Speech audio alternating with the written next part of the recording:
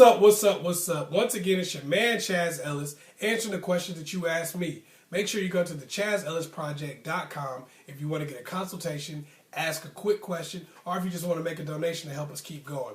Also, go to AskChazzEllis on Facebook if you want to be a part of some of the discussions that we're having. You want to check out some of the Chazz asks and the Chazz tags, also some of the videos that I post up too. Anyway, this question comes from a young lady who says that she's really going through some changes in her life recently to where she's trying to better herself. And it seems like now that she's going through these changes, a lot of her friends don't like her anymore. She says she's doing things to better herself. She went back to school. She used to drink alcohol quite a bit and was smoking weed and stuff. She said she stopped doing all of those things. And she said now the people that I was coolest with, they don't like me anymore. And they say I'm stuck up and I have a bad attitude now. And they feel like I'm looking down on them.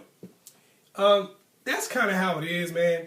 If you want to be your best self, some people are not going to like you. They're not going to like you if you're your worst self. They're not going to like you if you're your best self. But as long as you're being the best you can be and you're trying to improve yourself, you really can't worry about the people who don't like you. I understand that you feel like these people are your friends and everything, but a lot of times misery really just love company. And they don't want to see somebody else growing because it makes them feel worse about where they are. They probably don't want to be uneducated. They probably don't want to be, smoking weed and drinking every day and living their life like that. So when they see you kind of climbing up out of that, it makes it to where a lot of their excuses erode. And that's probably why they're projecting that on you. And maybe you are looking down on what they're doing a little bit because you're like, dang, that's what I used to be. But that's natural. You shouldn't look down on them, but sometimes you might look down on the activities because you're like, dang, that's what I used to be. I don't want to be that again. There's a reason why you decided to change. So therefore, you certainly have a certain outlook on what they're doing. Otherwise, you'd still be doing the same thing. And of course, they're going to sense that. They're going to feel that. And that's going to cause them not to like you as much, maybe. But I wouldn't worry about that. And not just for anybody, You can't spend your time worrying about the people who don't like you. If people don't like you, you got to move on. You got to say, hey, am I being the best me that I can be? Am I doing the things that are making me a better person? If that's the case, I can't worry about the fact that somebody else decided not to like me because of whatever reason, whether it's because I'm improving, if it's the way I look, if it's the way I talk, if it's the way I walk, if it's my religion, anything like that. If you're being the best you can be and you're making yourself happy, you can't worry about the people who don't like you because there's always going to be somebody who doesn't like you. Believe me, when you was out there smoking weed, drinking, not getting your education, living that life you were living, it was a bunch of people who didn't like your ass at that time. Believe it. Maybe they didn't come up to you and say anything.